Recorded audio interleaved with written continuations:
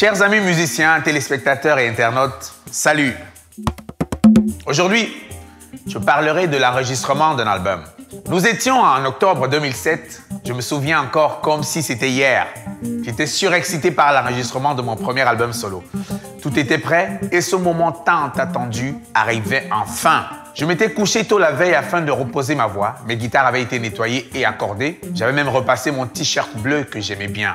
Le studio ouvrait ses portes à 10 h. Mais dès 9 h du matin, je m'étais installé dans le café d'en face afin de ne pas arriver en retard. Quelques jours plus tôt, j'avais rencontré l'ingénieur du son avec lequel je devais travailler, afin de définir exactement mes besoins techniques, mais aussi pour qu'il puisse câbler et brancher les différents instruments selon mes besoins et le programme d'enregistrement. Mon choix s'était porté sur lui car je connaissais son travail, que j'aimais beaucoup. Il s'était notamment occupé des albums de Salif Keita et de quelques jeunes artistes montants. J'aimais beaucoup ses prises de son sur les instruments à cordes, comme la guitare, la kora, mais surtout ses prises de voix. Pendant plus de 2 heures, nous avions parlé des différents micros à tester pour utiliser le jour J, celui qui correspondrait au grain de ma voix. Puis, il m'a montré les différents amplis de guitare qu'il aimait utiliser.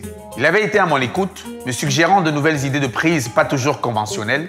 À l'époque, je ne pensais pas qu'on pouvait, par exemple, faire passer ma voix dans un ampli guitare pour ensuite la reprendre avec un micro placé face à l'ampli et la repasser dans les préamplis analogiques. J'insiste sur ma rencontre avec l'ingénieur du son, car le choix d'un bon technicien créatif est déterminant et peut même être un moyen de trouver une identité à notre projet. Le rôle d'un ingénieur du son, déjà son boulot, c'est de comprendre là où veut aller l'artiste. L'idée, c'est que la technique ne serve juste d'outil à une création globale. L'ingénieur du son, il est au service du réalisateur. Alors parfois, c'est la même personne. Même le réalisateur peut être aussi musicien, arrangeur, orchestrateur. Il peut avoir plusieurs casquettes. Il peut être aussi mixeur. Il y a forcément un rapport de confiance entre l'ingénieur du son et le réalisateur. C'est vraiment un travail d'équipe. Quelque part, l'ingénieur du son, il peut être le prolongement du réalisateur. L'idée, c'est que de toute façon, tout le monde se mette au service de l'artiste, enfin du propos artistique. Je me souviens encore d'un super ingénieur du son parisien qui fait également de la réalisation musicale. Il me disait qu'il avait un jour travaillé avec une jeune chanteuse qui ne jouait pas très bien de la guitare. Ils ont alors fait des prises de guitare et de voix. Et comme la jeune fille ne jouait pas très bien de la guitare, il a alors saturé le son de sa guitare en rajoutant du bas médium et lui a magnifié ses prises de voix.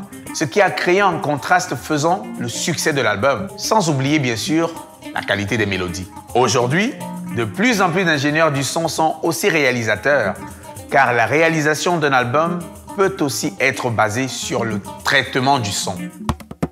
Je vous retrouve dans le prochain épisode pour parler du réalisateur et de l'arrangeur.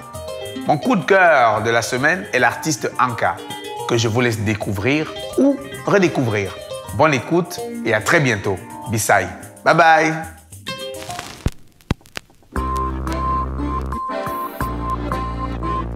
Wczoraj o poranku spojrzałam w kalejdoskop. Ujrzałam piękne barwy, ku sercu mego radości. Ale już po południu, po szczęściu nic nie zostało. Bo me oko naiwne, złudzeniu się poddało.